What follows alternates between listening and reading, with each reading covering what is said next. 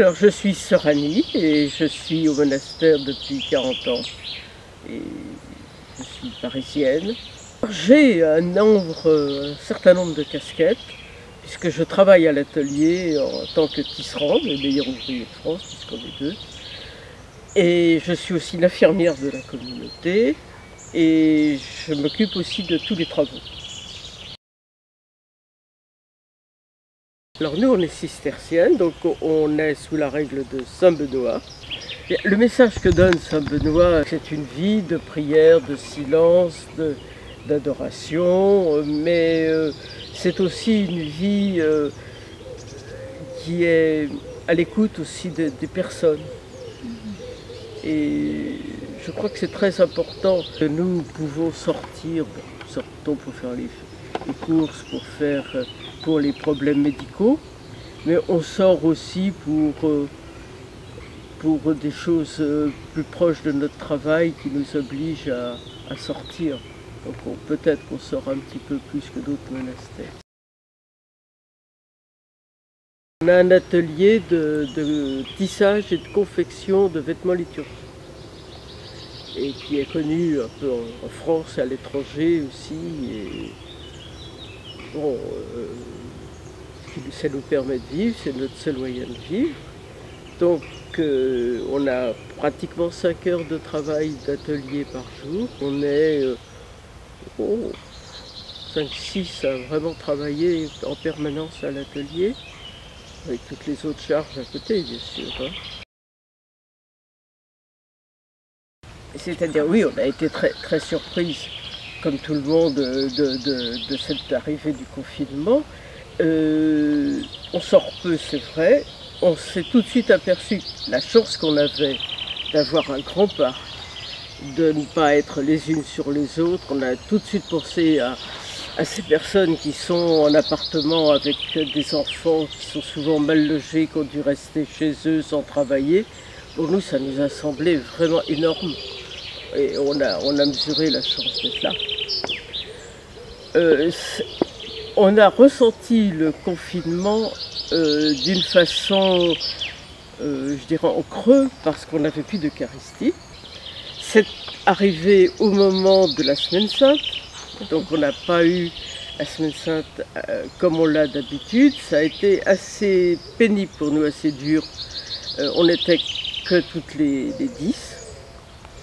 Et on n'avait pas le Triduum pascal, on n'a fait que des offices entre nous, on n'avait personne à venir, on n'a pas eu le feu de Pâques, c'est ce qui est pour nous quand même toute la veillée pascale, un peu le summum de notre vie dans l'année. Alors là, on l'a ressenti vraiment durement. Se retrouver à 10 dans la chapelle, on n'a pratiquement jamais eu cette période sans Eucharistie qu'on a connue là.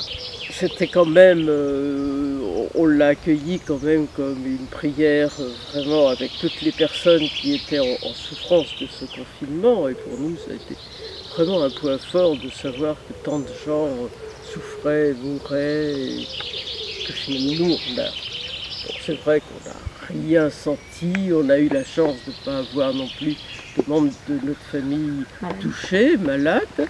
Nous, on ne l'a pas été, on a fait très attention, on a essayé de respecter toutes les règles qui étaient données. Donc on est resté plus de 2 mois sans Eucharistie, on avait une cérémonie à la place, mais ce qui nous a plus frappé, c'est pas qu'on n'est pas sorti plus ou moins, c'est-à-dire que personne ne venait. Et on avait cette impression de confinement un peu à l'envers, parce que à toutes les Eucharisties, on a du monde.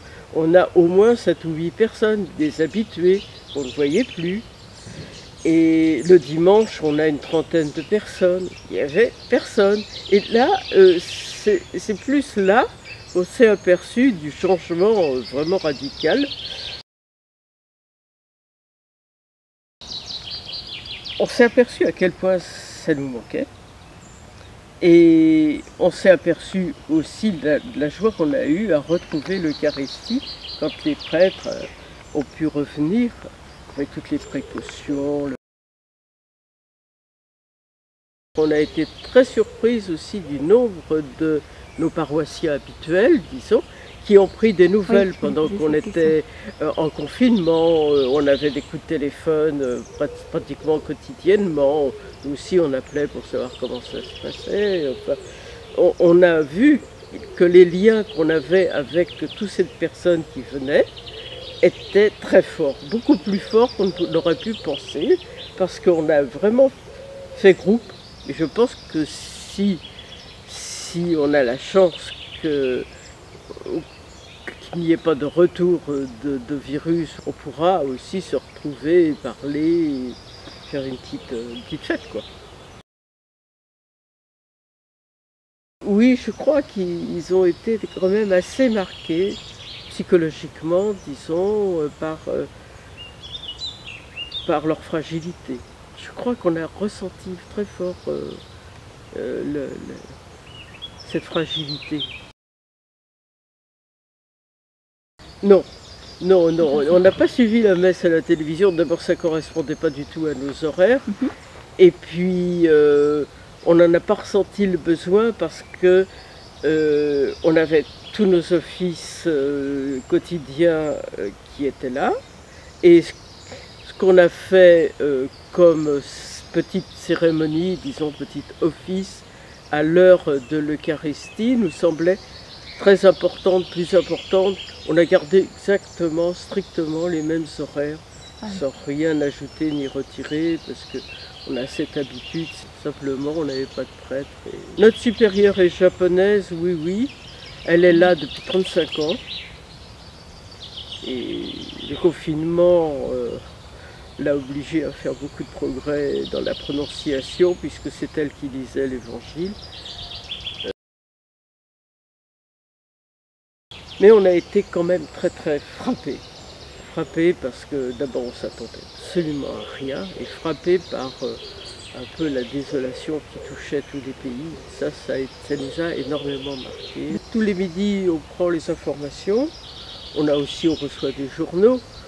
Bon, on a été comme un peu tout le monde, je crois, à dire qu'on était absolument surenvahi dans les informations par toutes les nouvelles qu'il donnait. Il n'y avait pratiquement plus aucune autre information que le Covid, le confinement, ce